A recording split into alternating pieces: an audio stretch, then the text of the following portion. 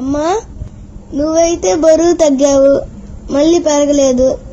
కానీ మా ఫ్రెండ్ వాళ్ళమ్మ మాత్రం బరువు తగ్గి మళ్ళీ పెరిగారు. ఎందుకు? అది చాలా మందికి కామన్ బాబు. కారణం సింపుల్. ఆమె డైట్ చేసింది, కానీ లైఫ్ స్టైల్ మార్చలేదు. డైట్ అంటే తాత్కాలికంగా తినడం తగ్గించడం, లైఫ్ స్టైల్ అంటే మన హ్యాబిట్స్ ని మార్చడం.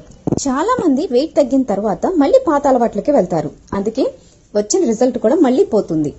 అంటే డైటింగ్ మాత్రమే చేస్తే లాంగ్ టర్మ్ రిజల్ట్స్ రావు కదా అమ్మా? అవును బాబు, వెయిట్ తగ్గడం కాదు, మైండ్ సెట్ అండ్ హ్యాబిట్స్ మార్చుకోవాలి.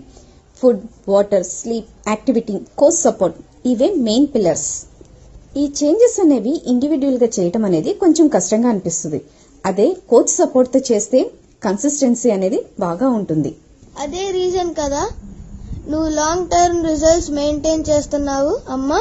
వెయిట్ లాస్ ఈజీ, కానీ వెయిట్ స్టేబిలిటీ అనేది ఒక ఆర్ట్. హ్యాబిట్స్ సస్టైనబుల్ గా మార్చుకుంటేనే రిజల్ట్స్ పర్మనెంట్ గా ఉంటాయి. అంటే వెయిట్ తగ్గడం కాదు, లైఫ్ స్టైల్ మారడం అసలు గోల్ కదా? ఎగ్జాక్ట్లీ.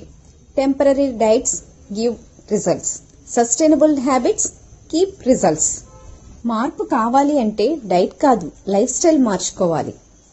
అమ్మా, నేను నీ గ్రూప్ లో జాయిన్ అవుతాను.